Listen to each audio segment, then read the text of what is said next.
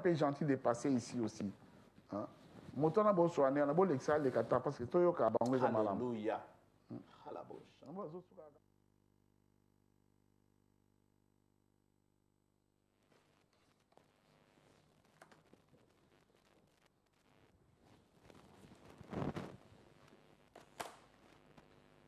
Shalom, shalom, bien-aimés dans le Seigneur. Zambe Apambola Bino, Biscan Sobozwami, Nakombona Yesu. C'est notre émission de chaque jeudi, là où nous prêchons la bonne nouvelle du Seigneur. C'est un travail que nous faisons de la part du Seigneur afin d'édifier, d'instruire, si pas de consoler ceux qui nous suivent chaque jeudi, ici sur le plateau de l'ITV. Je suis votre bien-aimé, le pasteur Joshua Olivier Senkosi. Je vous salue au nom de Jésus. Shalom, shalom, shalom. Que la paix du Seigneur soit avec vous. Nzambe apambola bino, les émissions n'absolutement chaque jeudi. Bongo iskantoya kapona ko sunga ko édifier lingomba nzambe peuple na nzambe. Toye la rabino ba message na ba nkolo côté abino ba prédication ba enseignement ba exhortation. D'ailleurs tous en moi exhortation moké tous en ngo et ndenge batamokili balobaka affaire couple parental, le couple papa Olangi et maman Olangi. Alors, nalingi bino kozan la bandaku, bozala attentif, benga batoba bandabiso, tokoloba makambe belé lelo. Voilà, tokozan la posa yo au kotana débat, au répondre bisoto au baksa moins 1, 1 plus na yo, na oyo yo pe au koki koloba. De l'homme d'Azor Beza passé en Kosi sur papa et maman Olangi. Voilà, yoza la liberté à Kobenga pe ko intervenir mouké mais vous amini te belete passe batebe ba Kobenga donc on peut seulement 1 minute au loba aux ala moi bref na idée na yo Zambe pena pambola bino pa bozali mais nazanga mon côté naza toujours na moi nanga molimo le pasteur Patrick Mazina, pasteur Patrick. Bonsoir papa. Bonsoir mon frère. Bonsoir. Ça va papa? Ça va très bien papa. En tout cas, merci Nicolas Kumisama. Pasteur Patrick Lelo, Naza décidé à colorer quelque chose sur papa Joseph Olangi et puis maman Olangi. Nalinga kina lo bamuke maman Elisabeth Olangi. Nalinga kina lo bamuke parce que bazolo ba mingi. Bazo ebele makambo eza ebele bazo bana gauche bazo bana droite tokoki ko ignorer ngo to sala kwa to yoki te to sala kwa to moni pété mais tout le monde est au courant tout ça au courant makambo ezolobama sur liwa ya papa Joseph Olangi pe maman Elisabeth Olangi ngana kanisi nzambe aza malamu asangisi biso na famille mo abengi famille chrétienne c'est-à-dire toyambi Yesu tokomba na nzambe biso notre famille moko bongo église ezali corps ezaka na tête moko eza Jésus mutu moko takoloba nga naza tête quelque part azate nayebi na balangage moko terre à terre tokoloba ke tala mutu ya église yango ye mutakambaka yango mais en tout cas aza mutu ya église te ozala mwa blasphème songa na bani komibenga mutu ya église sion du saint d'Israël et comme ba mo secte donc comme ba mo secte donc sion du saint d'Israël ezali église et nga nazali peut-être musapi peut-être nayebi te so naza côté ni nzambe mutayebi côté ni atanga so geno so ki boko so ki nini mais en tout cas na cause la jamais mutu na zui grâce wana ya kozala leader mokambi ya côté ya kozala visionnaire mais nazali mutu te mutu ezaka nkolo Yesu bongo biso nyonso basali na nzambe ba pasteur ba en fait tobana na ba prophète ba apôtre ba évangéliste ba pasteur ba docteur tozaka ka bakambi basali na nzambe les 5 ministères nzambe atie na ngomba pour édifier lingomba bongo la tête eza ye moko Seigneur Jésus nzambe na biso nkolo na biso mobikisi na biso et ye mo pe azali juge le seul juge le seul vrai juge batumi balinga koloba le juste juge et c'est mieux voilà alors les autres toujours belali kambo ya pasteur Mazina toujours likambo ya papa Joseph Olangi akufaki. Akufi et puis Corneille Joaquitan pour et en Congo. Pour la raison oyo bisoto yebi pene exactement tes années parce que tokoiko koloba boy tokoye ba pena bien te mususo ezaki boye ou bazeli saki pona boye premialité. Mais de toute façon tu dis que corps ya papa Joseph Olangi et je mets là qui en Afrique du Sud avant hier parce que il y a direct mais il y a qui na makamususu na kati bisoto tokota makamususu te. Alors voilà na sukarango nzoto ya moi et yaki. Tango na Congo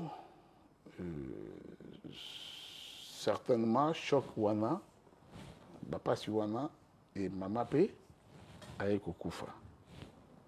Je crois que ça on besoin enterrer mobile na ya qui déjà na malade aki déjà na passe déjà ya makambwana et voilà akufi. Alors ba te belé ba zoloba tout nous ba sala émission na ba réseaux sociaux ba sala émission na ba télévision soi-disant pasteur en fait papa Olangi et Joseph Olangi maman Olangi baza bato ba magie donc moni akufi ba magie na yemte bomi yango na moni bomi pena mwasi bakufi ba mbale pour ba magie pani tout ça makambe belé ya kitoko penate ya mawa pe ya pasi alors et sali pasi mingi na kati ya motema. Le seul moyen ya ko meka ko sunga bandeko na ba baby te to se ba baby pe ne ba ko zonga na nzela ezaka ka la parole de Dieu et nazana mo exhortation mokia koloba et so na silisi téléphone ezala ouvert okoyi ko benga biso yo po pesi opinion na yo c'est le makambo tozoloba ngana ningaki na loba mbala moko te parce que vana loba na lingana vandi na raisonner, na réfléchir, na analyser avant de délibérer parce que c'est très dangereux que la vie à Moutou par rapport à ma scénario. Il faut aux anaba preuve more tangible avant au le balikam. Donc ngai naebi papa Joseph Olangi comme maman Elisabeth Olangi comme pasteur serviteur Yanzambe. Amen. Patei sango malamu. Et voilà, les lots nzamba bengi bango bakufi. Et que ça a vraiment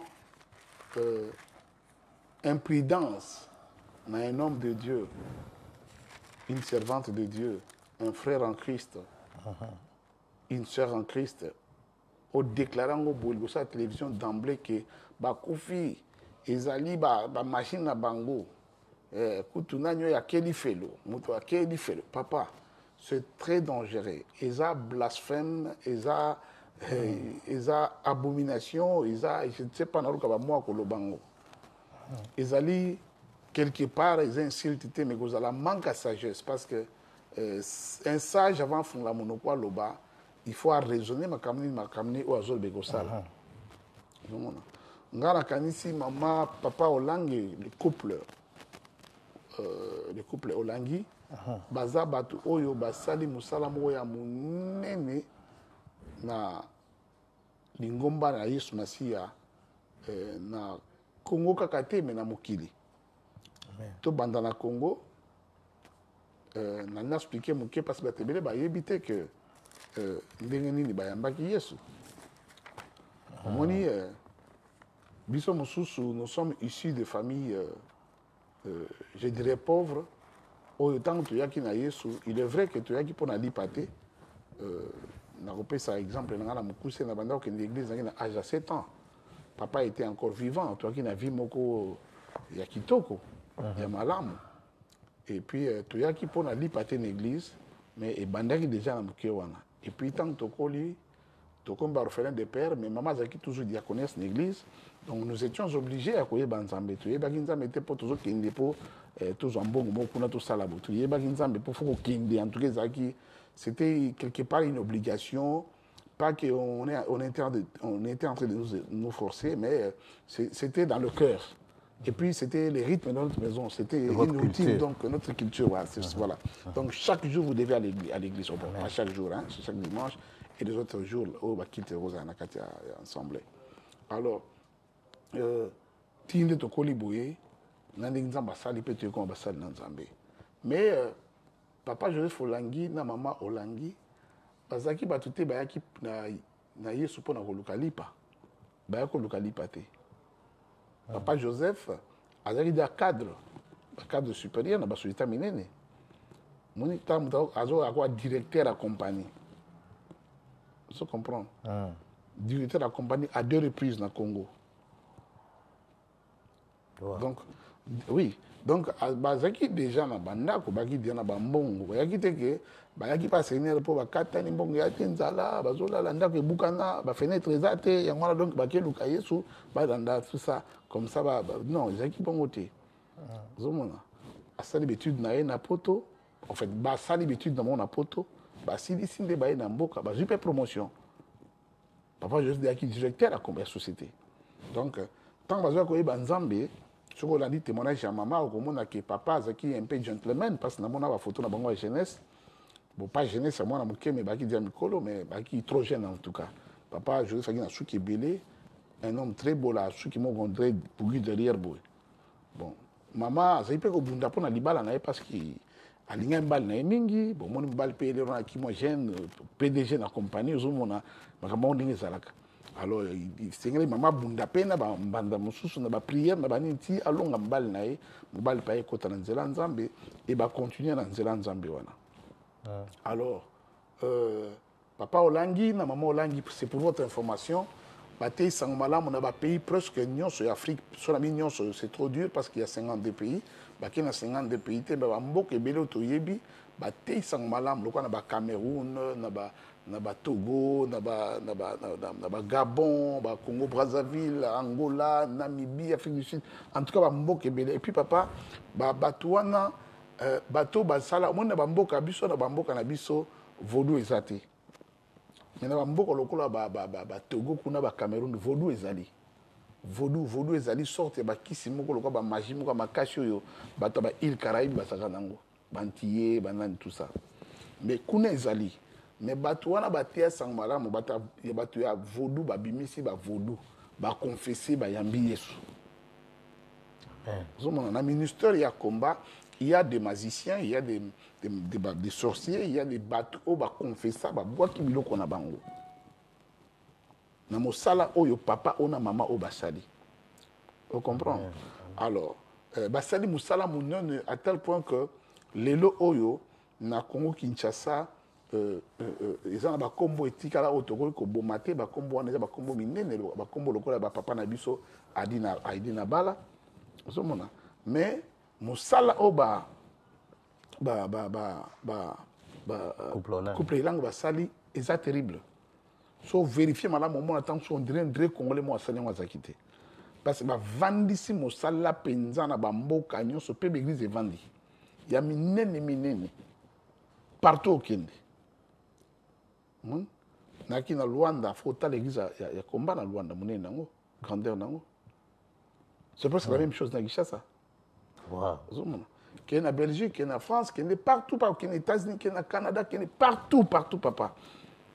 Qui est au Congo, Brazzaville, dans Lomé, en tout cas, Sali Moussala Monene. Et voilà, tant la Bango, le ministère Bassali est comme Nasuka, Nzambe a juste serviteur naï. Papa Joseph Akoufi. Pour la précision, Akoufi a l'âge de 72 ans, 72 ans de Tolobak. Akoufi a 72 ans. Et voilà, Maman Olangi, na choc wana, a 87 ans. Na 67 ans, pardon, Bolimsanga. 67 ans. Mais bon, tu as l'âge haut. Parce que, na Kalabamide, l'espérance de la vie pour les Africains à 45 ans. Je comprends. Dans la réflexion, l'espérance de la vie pour les Africains à 45 ans. Parce qu'ils ont remarqué que les Africains ont 52 ans, 53 ans, 54 ans. Et soit au minimum, 59, 61 acquis. Statistiques, il y a 6 qu'on a changé. Tout comme on met la moindre dame, tout comme les Gabassan, on a payé 89, 90, 72, 73 ndenge zo sama wana. Mais na kala ki bongote. C'est pourquoi vous remarquerez que batebele bakufa kala surtout kataba ba mikolo moko osakana te. Mais les gens de ko ba kina âge to kombo to ba mikolo na bango. Zomona. Ba kasavu ba kufi na combien? 52 ans. Mais ce temps le président Kasavu ba kufi. D'autres ba ki tata moko ya mokolo do tata moko zo kende kota ba koko muta kufi. Mais il fit jeune. Papa na biso oyo lombo matiadi bakufi bakufi na 50 ans. Pépé Kale 46 ans. Ozoma wana kutu siko kutu wana pomite wana ya makamsusu mais to tchana ba ajoana. Donc mikolo ebele bakufa to kata bakufa bakoma batata ba mikolo mais baki bana mike. En fait baki bana mike te ba mikolo mais baki na ba âge moko mike. Ah, je sais. Alors mutu oya kufi na 72 ans. Yo hôtel mabo damdo sur le bac nzamba bomi pour na magie. En tout cas c'est absurde, c'est triste ça ba terme zo zanga donc na wa cha ba terme mo ezala terre parce que na zo ka terme mo le ka tristesse et le ka ba terme na zo pesa bino awa na moi douleur autonome na kati ya mutema ngala kanisi que ceux qui ba pakano ba koloba ça va encore parce que ba pakano bazana boussole te bazana ligne mot de conduite quelque part où ils ont ko pekisa bango boye pekisi bango boye aza libre koloba mais ngali comme nazo bakaki pour na biso ba chrétien to batela minoko na biso et que to batela paix mitema na biso afin que to me masumu moko te ya ofele to me masumu moko ofele te mori ya mama olangi akufa te ndenge nini mobali na ya kufi. Et elle, étant la femme, Yamobali Naye, l'ami de sa jeunesse, Vanda Naye, Umeda Naye. Oyebi, bien aimé, nous sommes dans Nangana, Moutumo Aibi Bola, Monoko, les kate, ceux qui moi sinaote. Batako Finga, Bako Chola, Bakanyo, même Yibi, Bakanyo, ceux qui n'dingini, Basali, ceux qui mais moi, si nous avons toujours la compassion, je compte la peine balle là, parce que yem taïbi, moi, mon thème non malin, moi yem taïbi, moi bandengé na, bien qu'il peut moi erreur na yo, mais à compatir parce que oui bah bola mon na yo ya mingi, mutabara bala kanka le kama wabi balo baki na ye, bola mon na yo ayi bien ngote, mais moi si nous ayi bola mon na yo. Alors, comment voulez-vous, mon bali a moutandeng moi na kufi, Mouta Koufi, bozo finga na ba réseaux sociaux, bozo finga, et puis bozo no même soka ma bimbango ya watoko betango mabanga, auto sala boye, o yem ta bimsa bana bandoki na balabala, o bona boye, ba donc makabe belé wana, ça pesait na bete ma maman wana. Après tous ces travaux tout sali oyo, ba travaux et belé oyo. Récompense yango yo. Il y a des blessures. Nous sommes allés contribuer pour nous faire à maman. Nous rappelons que nous avons Papa Chichi Tshisekedi, avant sa mort, a demandé que le jeune Félix Tshisekedi, Premier ministre. Papa, Patoba finga papa chichi na niveau moko impossible finga ye na ndenge moko impossible na tala même bande mosusu na moni sœur moko mais j'ai compris qu'elle n'était pas au Congo mais elle insultait même à Kikongo yo ngbaku na boy kotanga komba papa parce que faut respecter les morts aussi et puis na âge na yenga na linga koza impolité nazo tanga komba papa wana azubenga ngwaku na yo ngwaku bakeli kozwa mwana ba bino donc to ba makamo impossible. Après 2 semaines papa Chichi a kufi na linga nga olobate na vandi tanga kufi les mêmes bat ba changer au tête faut akunde na nini na échangeur faut akunde na place faut mais bon on a fini kala minita. Et yango na moni bien aimé tozo boma batu sanke to yeba maloba na yo eko boma batu ngai nazo ndimate un serviteur de Dieu, une servante choisie, appelée par Dieu, qui a une vocation, une mission de Dieu. C'est allé comme ça à la télé, commencer faire des déclarations là vraiment impossible pour nous ça dans un soit Koufi et ça qui côté et ça qui côté mon côté oyebi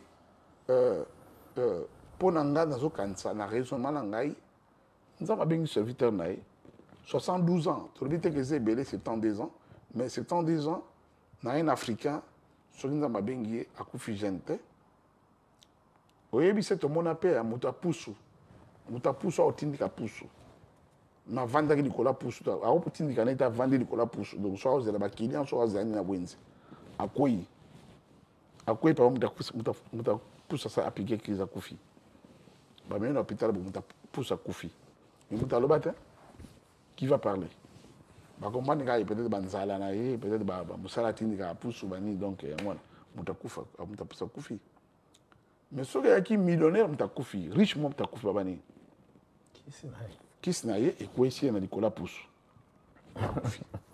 boye ozala pusu te certains ozatan su voiture mo Porsche tant me baba nini avant d'écouter likola Porsche yango alibambia na mabele akufi na ba machine na bango tout ça donc ngana liba na nzambe tokola maturité eya na kati ya mangomba na biso na kati ya ba vie chrétienne na vivre parce que ezali vraiment ba accusation moko arbitraire ba accusation moko kitoko te na muto ndenge wana oyo asali kabakata mosala monene ndenge wana bozo akize bongo eza bien te nakolobela bato bazoloba oyo bazokanisake baza badéfenseur ya justice to ya loi to ya vérité bazodéfendre vérité bamosusu azokanisa bazodéfendre peuple de Dieu pour peuple de Dieu qui na magie te tout ça eza bien c'est bien mais il y a quand même plusieurs manières ya kosala yango parce que l'évangile est prêché avec douceur.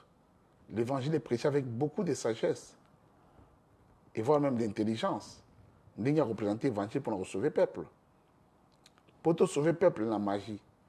Ils ont été dans le bakoufi. Parce qu'il y a des choses. Ils ont été dans le nzambe, ils ont été dans le nzambe. Si vous avez été dans le nzambe, vous avez l'écriture, vous avez même théologie. Et donc, on a dit que la plupart des serviteurs de Dieu dans la télévision, je suis pour la théologie. Parce que Ndé Nazali Boye, il y a des tenteurs, il y a PhD, il y a doctorat. Et ça s'appelle Malam Tome Kagoloba. Donc, tous autant là, nous avons besoin de sa grâce, et tout est terminé. D'ailleurs, tous les écoles mon amour en anglais. N'est-ce pas, Fourouba? Amen, amen. Non, tu peux parler parce que ça bien. Si, papa. Tous les écoles, Moko. Tout le monde. Tout ça là, art de théologie, mission et en fait in English, leadership. Mission and church planting. Donc tout ça là, leadership, mission, church and church planting, tout ça là. Donc l'implantation des églises, mission et l'implantation des églises, en fait, théologie, leadership, mission et implantation des églises. C'est ce que nous sommes en train de faire. Et à Malam, nous encourageons l'Union Satan. Mais on a bien la théologie des alliés, ceux qui, aux anoka un intellectuel, quelqu'un qui a une bonne tête. D'abord, sur ça, droit déjà, au réussir, ça a droit. Vous comprenez? Au ça, droit au réussir. Au sali, tant sous littérature au réussir. Au sali, économie au réussir. Ce qui veut dire, sur mes côtés, la faculté, il y a théologie. Au réussir. On a beaucoup de chances à réussir. Mais cela ne veut pas dire que tu es un pasteur. Ça ne veut pas dire que tu es un serviteur de Dieu. On a cette maîtrise, il y a présenté un message, un message de toi, c'est pénible, tout le monde peut dire, ah non, il a prêché, il a bien prêché. Là, la connaissance, c'est bien. Connaissance, c'est bien. Mais connaissance, aux anango, ils ont des écritures. Ils ont un zambété. Tu ne connais pas Dieu, tu connais les écritures. Dans la profondeur, au début l'écriture. Mais Nzambe, l'auteur, il y a l'écriture au début. Dans un l'écriture, je passé à Mazina, sur 1 Corinthiens chapitre 8, verset 1er. Et le Bénini. 1 Corinthiens chapitre 8, verset 1er. 1 Corinthiens 8. 1 Corinthiens 8, 1er. 1 Corinthiens 8, verset 1er. Pour ce qui concerne les viandes sacrifiées aux idoles, nous savons que nous avons tous la connaissance. la connaissance enflée, mais l'amour édifie. Amen. La connaissance enflamme, pardon. Enfle Enfle, d'orgueil. mais l'amour édifie. Donc, la connaissance, par le biais, nous avons tous la connaissance, mais il y a un défaut dans la connaissance. La connaissance enfle d'orgueil. Donc, la connaissance rend l'homme orgueilleux. Vous comprenez? Puisque vous avez de la connaissance, vous croyez maintenant que je suis calé, je peux défendre, je peux faire le débat. Donc, le débat, c'est qu'il y a un intérêt dans vous. Parce que vous avez versé compliqué, vous avez versé tort, vous avez versé expliquant, vous ne pouvez pas bien. Mais vous avez expliqué. Vous expliquez un peu bien, mais vous avez expliqué. De connaissance, et ça pour nous repérer ça orgueil. Vous comprenez? Vous avez la connaissance dans l'âme. Mais il faut qu'il y ait la connaissance parce que même Amoutou a comme orgueil. Même dans l'église, il y a un frère un frère qui croit connaître tout plus que son pasteur. Ce n'est pas mauvais de connaître plus que ton pasteur. Mais aux achats n'a pas ça vous jouer, aux achats on peut se conseiller parce que nous sommes en. Or les mêmes versets au yebi au tangaka au te à 10 fois au te à 20 fois. Ce bako benga mutum soit te yo yango et ko sunga yo mingi. Amen. Donc dans le Seigneur to benga mina humilité qu'il faut jouer tant oyo kapé ba mususu. Amen. Amen. Tout ça ba pasteur spécialiste était que biso ba te ya biso te biso ga te ya ngala mda te ya ngala te ngala te ya ngala te. Quand les autres prêchent, nous suivons des prédications. Tu vas payer à biso, tu vas pas dans Nzambe. Avant de commencer à pasteur, tu vas pas dans Nzambe. Amen. Il y a un gars qui tombe à terre, un frère, oh papa, ça va frère, ça va frère. Ça l'autre. Non frère, parce que comment tu vas bien à l'église avec frère, pendant les pasteurs. Amen. Alors voilà, tu as un verset, monsieur papa. Tant que l'épisode des Corinthiens, chapitre 3, verset 6. 2 Corinthiens. 2 Corinthiens 3, 6. Verset 6. Il nous a aussi rendus capables d'être ministres d'une nouvelle alliance. Il nous a aussi rendus capables d'être ministres de nouvelle alliance. Vas-y. Non de la lettre. Non de la lettre. Mais de l'esprit. Donc des Écritures, vous comprenez? Amen. Non de la lettre, c'est les Écritures, mais de l'esprit. De l'esprit. Car la lettre tue. Car la lettre tue. Mais l'esprit vivifie. L'esprit, c'est-à-dire, les Écritures tuent. Vous comprenez? Vous pouvez faire la théologie. Et devant un auditoire, vous expliquez l'hébreu, le grec, même l'araméen. Et vous expliquez, c'est comme ça, les mots ici, ça veut dire ceci, ça c'est bien. Mais ça tue. La lettre seule tue. Il faut qu'il y ait la lettre et l'esprit. Car c'est l'esprit qui vivifie. Koloba ke nga na sala théologie, koloba ke nga na tanga na sisa boy na zana boy na sala théologie. Yango te mutezo mon sabiso yoza mo pona mito mo bengami. Yango te mutezo mon sabiso makamozo loba ozana raison. Il faut esprit et konza écriture. Amen. Toi on a besoin de se balai, mais esprit fait konza écriture. Amen. Parce que ça quand on a écrit quelque chose là que sabiso tokoye bango pourquoi? Parce que tokoye bango po na écriture kakate. Tokoye bango pe na ba fruit na yo. Amen. Le langue nous a présenté un message. Amen. Lelo, tu as la difficulté à comprendre qui est un pasteur, qui est un journaliste. C'est comme si pasteur a été à main, a été l'obama, a été journalisme. Donc, matin, on a déjà, il y a polémique. Et puis, on a déjà, il y a Tuka, il y a Tumbula, il y a Finga. Vous comprenez? Or, Soko Yebi Nzambe, aussi longtemps, on va continuer à lukelongi na Nzambe. Nzambe a copé sa yo ba nature na ye. Amen. Nature divine comme kat na yo. Amen. O comme mutumoko, o comme na moi humilité. Amen. Même si ils a 50, 100%, mais à 40%, à 30%, 50% moi il y a humilité. Amen. O ya zo douceur mo songolo. Et il y a douceur mo boy. O ya ko zo compassion, un cœur qui compatit. O kuna muté mo eza o kuma na compassion bato. Moi mawana, o kuma muté mawa na baninga. O kuna mutinga mawa. O kuma na miséricorde. Hein? N'est-ce pas, Matthieu 5, que les miséricordieux obtiendront miséricorde.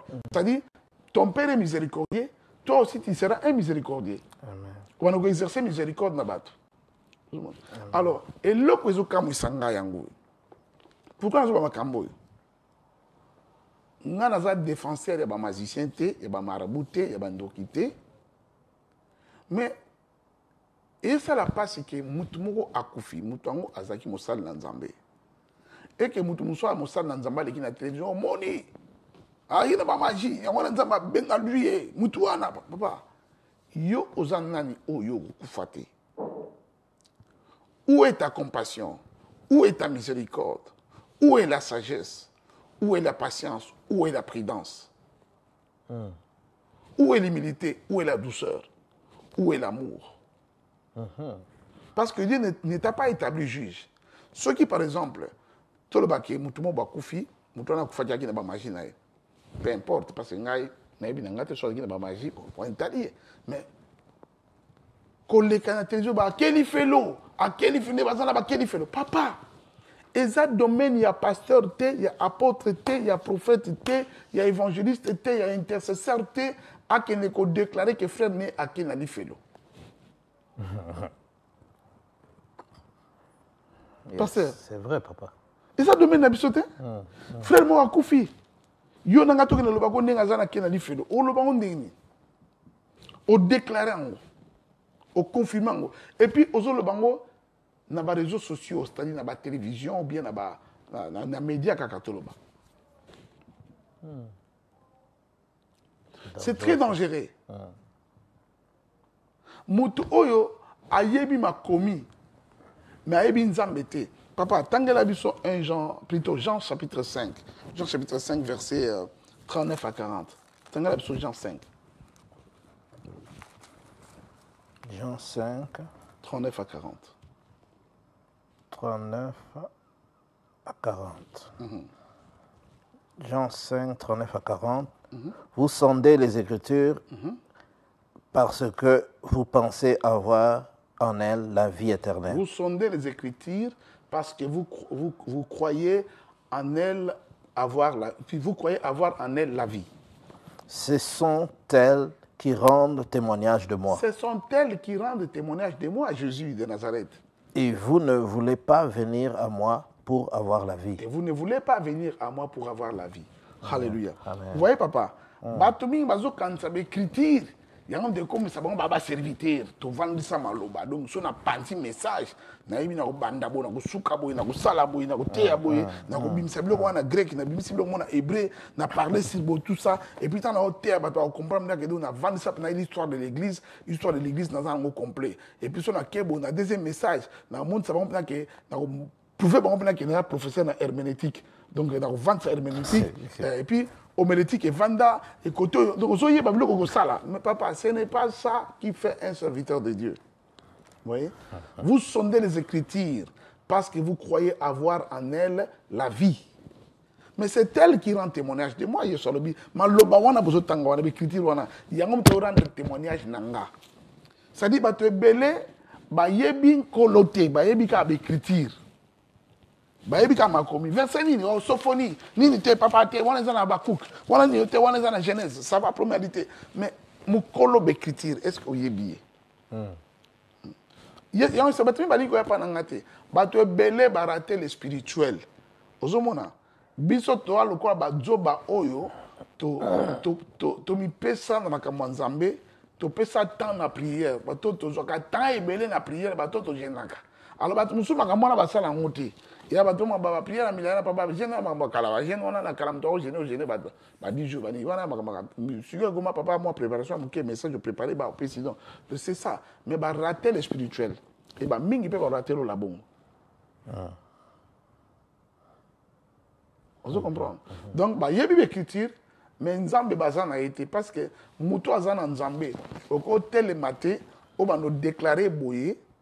Je ne crois pas que Nzambe mutatindi yango o déclarer boki papa olange ninga zana akina ba magie yango ne bomiye bien moi si pas landi na ba kiss na yo non ezakito côté arrête de faire ça ce n'est pas bien na limite que yoza juste on va verser belé biozo ba le juste zaka yemoko le vrai juge et ba pexi ne jugez point wana ezali excuse te trouver que tout ça la masumba contrôler biso te non mais mutu oyo c'est akufi même soki azalaki ennemi na yo akufi azalaki ennemi ça va ton ennemi mais c'est akufi azalaki adversaire na yo ozalaki olingi te mpo makambo azalaki osaliza mabe peut-être nayebi te soki osala makambo nini yo ozalaki osepela nango te mais lelo papa asa akufi na ye aza so na bomoi te ozomona te ke eza malamu otika mutu wana hein papa Yes. alléluia ozomona te ke eza malamu otika mutu wana Bien sûr, papa. bible ezopekisa ke mutu même aza ennemi na yo soki akomi na malheur bible elobi kosepela te ne te réjouis pas dans ton cœur de peur que l'Éternel le voit et il se retourne contre toi bible ezoloba ke soki ndeko no ennemi na yo akomi na pasi ennemi na yo toloba ennemi no akufi soki ennemi no akufi yo ovanda na calme ozosepela mpe nde ozobina omoni papa akufi aboni babi keba mpo nzambe akomona motema na yo e nzambe atiki ye ma retourne contre yo parce que eza normal te donc nzambe akotika parce que nzambe ntango so azobeta motu wana mpo na yo topesa nango exemple bongo motu moko azala take yo soki na kindoki soki na butu soki nini alo yo ozoprie banzambe abeti motu wana mais ntango nzambe akobeta motu wana kolo alobi yo kozala na esengo te kose réjouit to bana oyeba banzembo bani koloba bani kosala émission na batélévision babi nzambe akotika na ye kobeta ye nzambe atiki parce que moi motema no eza malamu te donc nga nazokanisa ke mpo na bacouple oyo basalaki mosala moko ya monene bateisaka malamu kote nyonso et voilà lelo nzambe azwi papa Joseph Olangi avec tout le respect ya bamort tokotika ye akei na kimia mwasi na ye akufi mais yokanisi couple ya liboso bakufi nzela moko bango wana papa bango wana te ya des couples pauvres basala église te baa mpe bapaster te mais bakufa nzela moko mobali akufi to mwasi akufi mobali mpe alandi mosusu mingi yaka mobali akufi mwasi alandi na susi wana akoki te pa apike église bakekunda ye tomona meme bato mosusu moto akufi eza mama na ye mais sere mpe akufi mama moto akufi mais mwana mpe akufi bamosusu mwana moto akufi mais mama mpe alandi esalamaka donc jamais tokotraitanga kaka eza bamagie eza bakisi eza banani eza mpenza kitoko te eza mpenza kitoko te donc voilà moi malobaki nango mpona kopesa bino yango wana ngai nazokanisa ke mutu oyo ozotelema boye na bareseau sociaux na télévision bandi koloba likama mutu oyo akufi mutu akufi ntango ozoloba likama mutu wana ozolobaka aye te zala ata na mawa ya bana na ye aza na bana ya mibali ya basi bakombo nyonso nayebi te mosusu nayebi par exemple Aksa Olangi ozokofinga tata oyo akufi déjà na mama bana wana ozosala bango nini parce que toi tu es un pasteur tu es un évangéliste je ne sais pas docteur prophète oza intercesseur oza protocole ozali nani osalaka na lingomba mozokosepela na liwa ya papa akufi papa bato wana baza bato bamashi bakufi omoni soko bakufi na mwasi na ye ozosepela ozoloba et puis oregardanga ata na ndako na yo obandi otiango na baréseaux sociaux na bafacebook na bayoutube na bawhatsapp soki banini obandi otiango na baréseau nyonso et puis oleki même na télévision ozoloba ngo ozosala nini pa ya bana tata wana vous ne voyez pas que vous êtes en train de tuer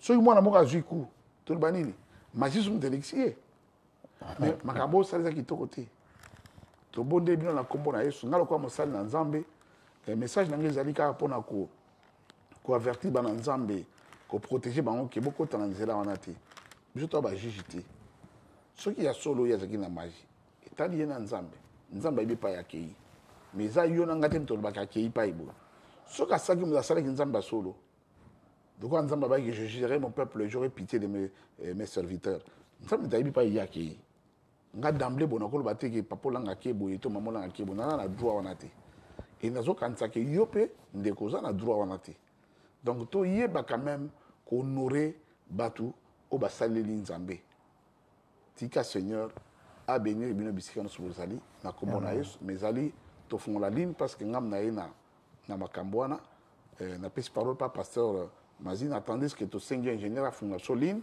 moto omoni okobenga oloba quelque chose sur couple papa Olangi et maman Olangi okoki koloba. Amen, amen. Merci papa pour un commentaire sur Makamyo Lobby, mais plus en m'appuyant sur le principe Nzambe dans le domaine où on a Oyolobeleli.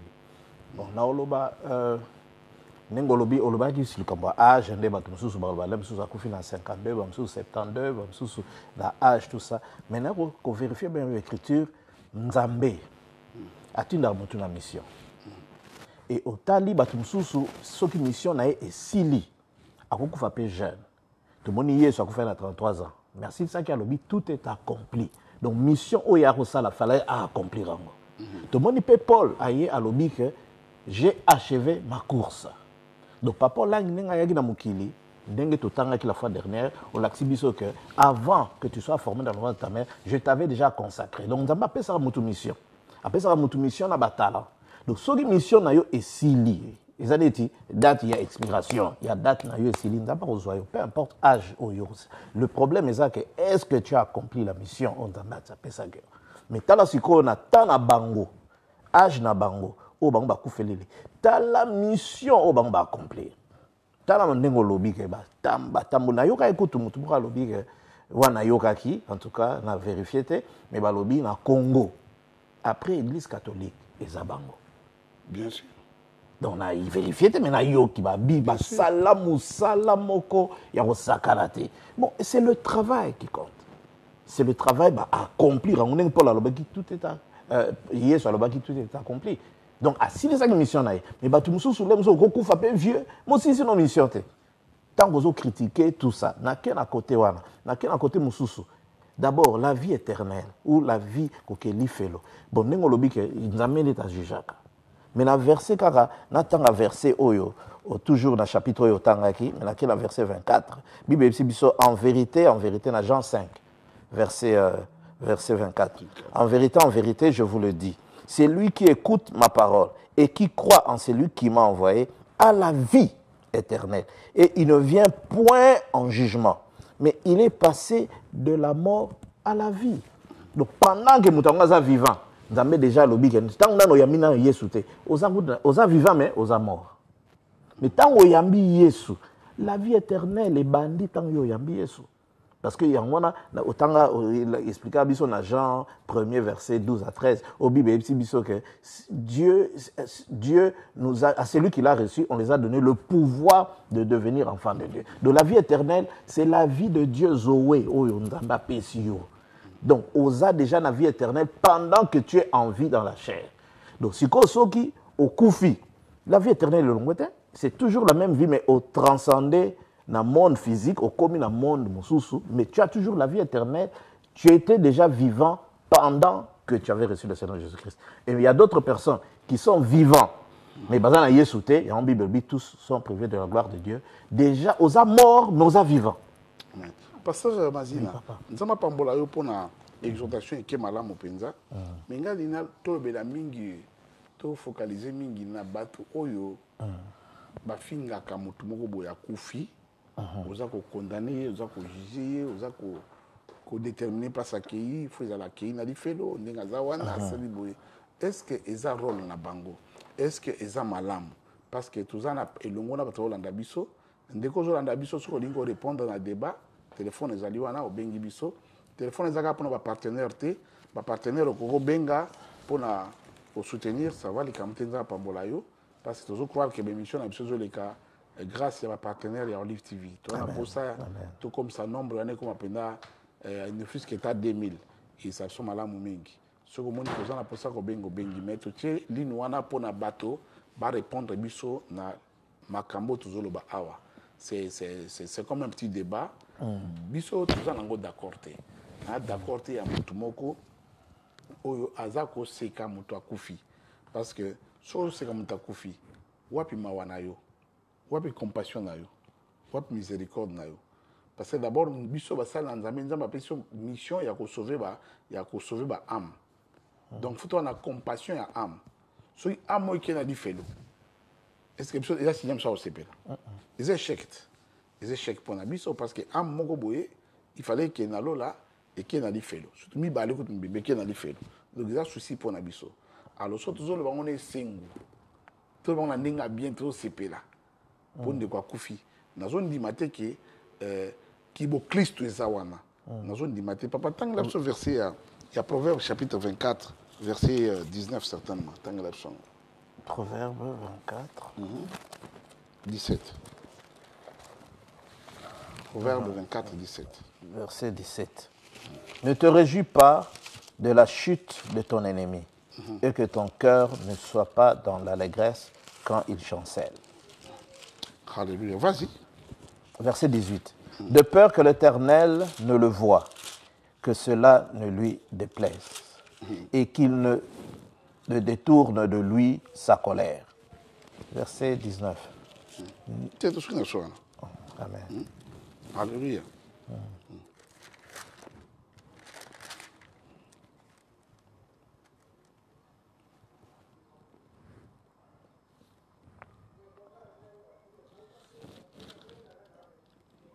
Quand tu papa. Verset 18. Non, verset 17. Ne te réjouis pas de la chute de ton ennemi et que ton cœur ne soit pas dans l'allégresse quand il chancelle.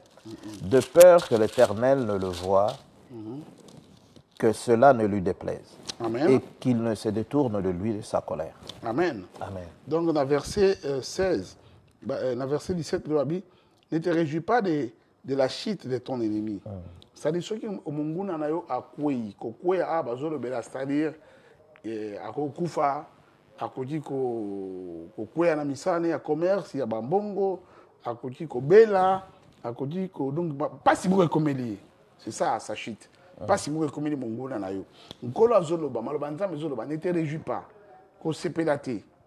Même ceux qui papa olanga qui est ennemi na yo, ozako linga été, ozaki ko sepela na été na été soka sala oni likambote. Mais nkolo lobi soka kufi. Babi donc soka koi parce qu'il est tombé. Balobi ko se réjouir te. Babi ko se réjouir te na verset 17. Et que ton cœur ne soit pas dans l'allégresse quand il chancelle. Babi motema na yo etonda ne sengote tant moninga na yo azo tepa to azo souffrir ko koya ko vous comprenez babi motema no ezana sengote ça c'est la parole du Seigneur. Et verset 18 le Bible de peur que l'Éternel ne le voie que cela ne lui déplaise babi de peur que Nzambe amona yango. Et puis Nzambe a sepelate et sepelisa Nzambe te donc Nzambe makambo zo sala tant ozo bengo papa olanga kofi maman olanga kofi na moni bakeibo papa donc Nzambe azane ko sepelate Nzambe déjà ko sepelate même sur azaki ennemi na yo parce que yo za mona Nzambe yeto lo bazaki mona Nzambe te siko yo zo sepela pona mabe na ye Nzambe sepela ngote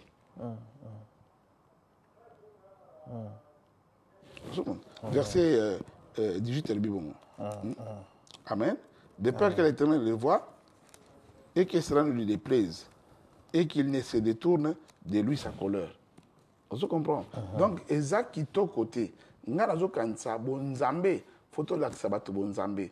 Bana Sabato Bonzambe, Ngaite, Biso Bananzambe, na yo frère Nangozo Landanga, na yo Ozo Finga, Mutakufi, photo de Sabato Bonzambe, Bonzamba Autoxanine.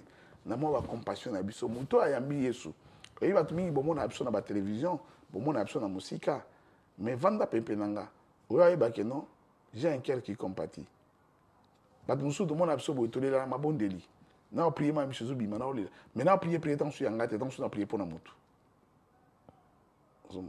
donc mosala nzambe quelque part faut appeler mutema pété mutema mo ezama douceur ezana moi compassion ezali. Mais tant que les cabos finissent à Moutakufi, papa, bon, Moutabo, moi, il est mort. So, Moutakufi, c'est pas bon, Moutabo, moi. Pour Batuming, papa, bazo et barol dans en tant que chrétien. Mais habitez que Yesu a tenu sauté dans business et la condamnation. Par le but que nous sommes des ministres de la réconciliation. Alléluia. Nous sommes là pour réconcilier. Ça, c'est notre mission. Pas pour perdre. Yesu est mort à l'objet. Je ne suis pas venu perdre. Avec au gagner. Et Yesu so azozonga te Bible lobi azokozela batu nyonso ba na repentance. Donc biso c'est comme message na biso na kamwa surtout vraiment ba serviteur musu soka na moni nga to ba mutu atindelinga na monka ka banika ko critiquer na longole na bien à comprendre mission na été. Notre mission c'est pas de critiquer, c'est pas de condamner. Étant donné surtout biso église, nous sommes une famille. Bible to longo la méchanceté na biso to attristé le Saint-Esprit te bablo ya tristaka eza bablo kwa ba amertume ni Bible bolongo la méchanceté au milieu de vous parce que notre business c'est de l'amour, de sauver les gens. Dieu a tant aimé le monde, il a envoyé son fils unique afin que quiconque croit en lui qui ait la vie éternelle. Papa moko zolanda biso mama moko benga biso concernant makambo tozoloba osa ta commentaire ça malamu mingi. Alléluia. Ça va nous faire beaucoup de bien. Alléluia. Parce que makambo ça biso passe et tout ici biso mingi biso toujours défendre été parce que ça habite que bazana magie te bazana boy non so bazana magie problème te nzambe mutayebi mais problème chez ali ajustement ya bana nzambe tant mutu akufi makambo ezolobama eza komemisa bato masumu Bible lobi que personne ne souffre comme s'ingérant aux affaires d'autrui. Vous voyez? Oui, c'est la parole biblique. Rapidement, ceux qui m'ont rapidement. Que personne ne souffre comme s'ingérant aux affaires d'autrui. Donc, souffrir dans ma kamunayo. Mais à ma soum dans ma kamunayo. Mais quand souffrir, tu dans ma kamunayo, tu vas souffrir, souffrir nango. Parce que, ben, s'il te dit ça là, et comme le pays n'est pas morité. Quelque part, nous avons la sécurité. Tant que c'est ça dit nzambe te donc moi ma rappelle ezali na vie na alors yeba ko batela monoko yeba ko kanga monoko eza epesami biso te jugement wana ya ko déclarer pasteur bo akufi akena li felo ndenge wana akufi asalaki machine na ye donc lelo soki mobola akufi na ye akufi na kimia mais so mutambo akufi mbongo na simbaki yango te bomi azwaki bakisi ya mbongo yango na akufi eza kitoko te eza kitoko te tika nzambe asunga bino kozolanda biso ekozala malamu mingi Pasteur Patrick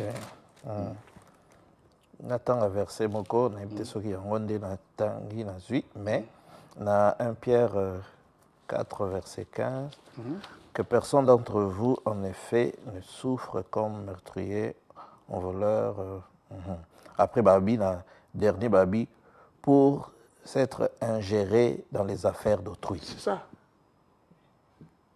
Amen. Que personne ne souffre. Vous comprenez? Ne souffre comme s'ingérant aux affaires d'autrui. Pour être ingéré, il faut que tu mind your own business. Kota business ayo moko. O etali yo moko ti ko kota ngote. Batebele bani ko ramasser makambo nyonso na sepelaki na pasteur moko nzambe pesa benga déjà. Pasteur Mazmoro. Alors que everything you find in the road is not to you to fix it. Makambe beleza na balabala. Sozo ki na balabala mwana mo bazola ndela mutu. Koto eloko mo ezokende bo. Mutu azoteka. Mutu mo boy koto azokosa mutu mo boyo tala eloko oro na tekelo oro mais oro ngwa solo te. Babi makambo so kuta na nzela. Yo mtondo orange ngote. Okuti masi mo azoswana na balabala yo kuti makambo azoswana la nini? Pone boutique oswana te. Chose conséquence te okuti ba mbali mo azobunda okuti te yo problème na oni yo ti oya kozoka na nzela likambo etali yo te c'est dit makambo sokuta na balabala ya te mto fixango yo comprendre mission na yo et puis be on track on the track donc c'est un langage anglais hein moni ba table mixeur ezaka na ba track zomona micro na micro eza na nzela nango na track nango yo koza te ba track nyonso yo micro moko donc zala na nzela nzama memi yo otamula na nzela wana donc o ezaki partage na biso to saki na poko lelo to moni réaction te ya bana nzambe bobenga ni bana combat spirituel po bobengi te ni ya Zion Church ni ya église mosusu bolobi te na kanisi message tant chez makasi mingi pona bino mais tika nzambe pambola bino to nimbo bakaka ke soki moto akufi moto aza na problème yo yebi te kokende koloba te na kopesa bino conseil mosusu ya sage conseil mosusu na kopesa bino ya un sage ezali ete on ne parle pas de tes pensées n'ouvre pas ta bouche pour parler de ce que tu penses. Avant, on fait la monoko loba. Koloba makanisi na yote. Ukanisi ka bona sikozo papa. Omo na moni neti na nyoyo neti. Nana ebisho ote na moni neti na makanisi na moni neti pour la moni na l'équipe lokola l'équipe na ya keibo na moni lokola ba yoka na kiba kende kokutana na moni neti no wana koloba ngote eza neti. Soupçon point. Neti wana koloba ngote. Kanisa ngo peut-être na mutema bungisela ngokuna ubondela nzamba éclairé yo. Mais ko zo ateli kambo zo kanisa ubandolo lo bango comme lokola solo. C'est normal te. Ubandolo lo bango pena comme lokola solo. O ndingi za wana azali na nyoyo azongisaki boye ezali boye. Mais makambo zo loba ba yebisa ngona mutu te. Mutu wana pe mtabisaki yo te. Okangi pe na makambo ngote. Mais juste zo loba makanisi na yo. Et puis, commission on peut vérité, réalité, comment le bango, ça m'a monté. À la prochaine, qu'on va makanisi na ote. Makanisi za malamu, peut-être. Mais makanisi za malamu, malamu te, qu'on le bango te. Gardez en haut parce que, il y a ko zokisa, il y a ko boma, il y a ko bebisa, il y a ko kabola, il y a ko samakambela mabe, il y a ko tulisa. Amen. Amen. Donc, il faut battre la makanisi na bino. Donc, ngai na kansi, tu comme presque dans chaque émission, tous allez qu'on puisse la condoléance na biso na famille Olangi Mobimba, na bana surtout. Je connais les jeunes hommes, mais na ebi comme les malamute, na baser mususu na kanga mingi kombo ya aksa, vraiment nzambe apambola bino, boza na kimia, boza makasi ko supporter makambo oyo. Aussi, je vais condoléances à la famille Mobimba, combat spirituel par tout Bozali, on a Londres, on a Bocagnon, il y a France, Belgique, Hollande, Suisse, Afrique du Sud, Canada, Amérique, partout par Bozali, Rwanda, Congo, par Congo, Brazzaville, Congo, Kinshasa, partout par Bozali. Nzambe a consolé Bino, Boz à la force pour Kamisi Kamoko, et Seigneur a béni Bino. Voilà autre qui n'a comme message. Amen. Amen. Pasteur, un dernier mot. Ngana olobara ke biso ba nzambe tokeba po munoko na biso ibelo bezalo ko a glaive. Donc ezalo ko l'épée.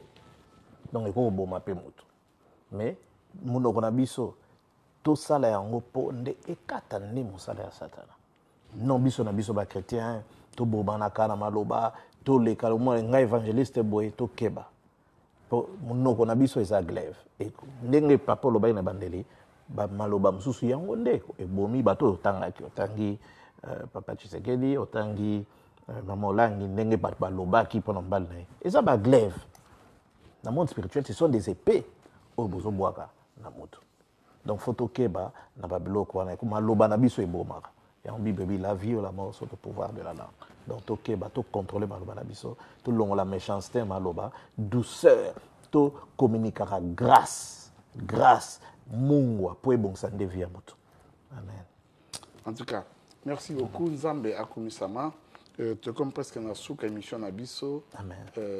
Tokolobakara que Seigneur a bénir Lingomba Mobimba, l'église corps de Christ à Mokili Mobimba. Nzamba batela yango. Toyeba pe ko défendre bato na biso, toyeba ko défendre bana na Nzambe. Toyeba ko défendre ba pasteur kakate même bandimi ba protocole ba nani ba tout ça na Lingomba te ba protéger bango c'est très important parce que eza kana biso nde mutezo dinda tango biso moko toza ko finga bongo to tikela ba pakano ko juger biso to tikela bango ko finga biso ko tikela bango ko sa makambo nyonso mais biso moko to sala bongo te et puis vie chrétienne eza vie moko ya perfection toujours qu'il n'est toujours changé. Bible que celui qui a commencé cette œuvre en vous, quelle œuvre? On parle de l'œuvre de la prière, de la foi, de la sanctification. Amen. Parce que vie chrétienne est vie et la sanctification. Au banais, mouké, tant que vous avez la cigarette, au tiki, le bikuno, vous avez la souki diamba, au tiki, le bikuno, la souki masang, au tiki, le bikuno, la souki nini, au tiki, le bikuno, vous avez mouké, ti, au comité, ti, au se purifier, ti, au commissaire. Donc, nous avons quand ça que même à ce qui me concerne moi-même, par exemple, les passés aussi de 30 ans passés n'est pas les passés aussi de 20 ans passés. Les passés aussi de 20 ans passés est totalement différent des passés aussi de 10 ans passés. Et les passés aussi de 5 ans passés et celui que je suis aujourd'hui, c'est une autre personne. Si tu m'avais condamné 2 ans passés, 3 ans passés, 5 ans passés, donc la personne qui est devant de vous aujourd'hui, c'est une autre, c'est pas la même personne. Donc je suis un autre passé aussi. Donc, papa nga na yebaka ye na kala na yebaka oyebaka nga mais oyebaka yete preuve ane que nzamba a changer makambo ebele donc makambo ebele oyo berere ebele tosala na vie tokosala yango lelo te tosali berere ebele na force ya kozwa batake ebele mona mpe na répondre mpe na répondre mpe et puis so na répondre bocomprendre mpe ke nalobi ni motu bo parce que eleki trop mais lelo su te lelo n'importe qui peut m'insulter il n'aura pas droit à réponse. Il n'a pas droit à répliquer, il n'a pas droit à finir, il n'a pas droit à candidater, il n'a pas droit à l'éliminer parce que tu optes vie mon boy oyo et ça vie autre chose comprendre qu'il faut tout ça pendant nzambe te comprendre la tango suka. Ne to la gola mukaboye mukobusu to la mukape ka makambe changer ndeka to la mukabo mbule zobeta. Ndepe Seigneur aroyela. Et ba te belé bazola la pongi ba yebite que Seigneur azan à porte. Il est vrai, le diable a multiplié la distraction pour bana et bana nzambe ba yebate et il y a un moment de distraction l'équipe n'attend ce temps de coller qui aux portables au beta comme ça pibo aux jongo wapi mais le oyo muna mutaza na photo na ye ana caméra na ye azana ordinateur na muke awako kota na akota na Google pelo kwa moni yango paki voir même ba film ko ba tala ngana balabala bo tala film donc zo kino tala film donc film comme donc ba distraction comme il y a belé à tel point que biso na bakala la télévision na yaki mona Delin ka au Congo au Brazzaville mais les autres télévision ça sont à 1000 chaînes. Au son moi box na ya décodeur boy aux assurer na combien de chaînes na kati donc yom to yeba so tala sport so tala banyama bazo tamla na zamba so tala bambisi na mai so tala batu so yom to yeba donc ba distraction baksemi belé pour bana nzamba za la distrait ba yeba te que le Seigneur azoya mais le Seigneur azoya donc yonde ko na ozola ngai tika lobby ozala frère ya leloti ou comme frère ya lobby. Ça veut dire tout simplement que bah au saki lobby lobby au sala ngote musala to sala ya ngwana toujours préparer ka bandimité toujours te aka te to la sakibiso muto imalo banzambe te mais biso moko to se préparer pe pour la lobby na lingite na te ba tout après si manango ngamo na kuna kena difete non donc nazo bango pona ngamo côté pona basala nzambe nyoso tozali basala nzambe bele baza déjà aware c'est-à-dire baza prudent ba yebi ke RC Koki bazo travailler na côté na ko bongola ko pe baza distrait pe bazali mais so oza distrait yoka mongongo na ngai na kombo na espacia oza mosali na nzambo ko keli feloti so oza kina makama mabe ezala soloka ezala magie ezala kindoki ezala soki bikobo soki ba masanga soki makamo nini soki kisi tika yango po oko akokota lola parce que suka nango ezaka toujours catastrophe suka nango ya kamabe pe suka ya monene ezali felo la deuxième mort la seconde mort donc ozomona alors yo oza mwana nzambe même ba caractère ya kotonga kofinga koyina sala makasi otika yango parce que biso toki na makambo wana mais tutika yango maka ate makambo finga bato na ate makambo na kotonga bato ate tete makambo na koyina ka bato tete il est vrai que mutu mususi yema ko za l'ennemi géré na yo abi commissaire ennemi géré yemo abi commissaire ennemi géré alinko sentir yote mais na mutema soki nzamba ko bimisa mutema ba tyango na mesa donc l'ennemi na oseka pa oh ngala kanzaza eloko mwa noir na kati contre nga ezati parce que photo yeko la ko sukula mitema na biso po Yesu azana nzela azakoya donc kolala kolamuka mukomso kolamuka bona ete so ezana 15h soki 17h soki na 6h à tongo soki na minuit soki na heure nini pam enlèvement et salami et photo kende yo nanga photo kende ndeko salama kashi to kende limbisa bato kanga na mtema yo kela bango mawa exercer compassion limbisa bango bato mususu balimbisa na bango to ko que sengi pardon pe o sengi pardon mais à limbisité on est sur faute noté pour so sengi pardon parce que somme to sengi pardon il peut faire acte mais azuko acte te eza problème te yo van na yo Mais l'essentiel, vous voyez que pour nous ranger ma cambo, vous avez na mutu wana te. Pour aussi milieu que c'est un pardon. Ko luka ko raison te on a la raison te. Que c'est un pardon pour qui m'écoute. Amen. Alors, ce qui peut ça ma cambo susu tika yango. Donc, voilà on a relevé que frère il y a 2010, Aza les mêmes frères étaient en 2015. Le frère en 2015 a les mêmes étaient en 2018. Alors ça ma casse quand on a 2018 le 14. Ça la ma casse c'est que lobby le 15 au comme frère Moussous, au comme sœur Moussous, au comme pasteur Moussous, évangéliste Moussous, docteur Moussous, prophète Moussous et voilà. Donc Nzambe a mabsona banzela ebele pour na ko façonner biso, ko travailler biso na ba makambe belé penza. Et voilà photo mitika tous à la façonner, tous à la tailler et en fait tout commander Nzamba lingi. Donc biloka mokide ko tika la ogoyi ko sala succès na ko finga bato na télévision na ko condamner na ko juger mais biloko na ogozwa ba mbongo wana ba succès wana e ko tika la nango yonde fo am na ebika. C'est pourquoi s'il faut se repentir soko yamba yesu te yamba yesu loka mokonzi bikisi na yo yesu masiya abikisa yo apambola yo ozala mwana na nzambe soki so yamba yesu gloire ezonga pa nkolo. En tout cas comme na soki émission na biso passé mazina amoni to pesa Ngoma nzambe quand même bye bye shalom Bye shalom bye. Nasi papa lève sous bato match te lève sous le match ça. Sidi kamuté nzamba kumisa. Tebizonga shalom shalom. Shalom bye bye. Bye bye. Nzamba pa bola bino. Bye bye. Au revoir.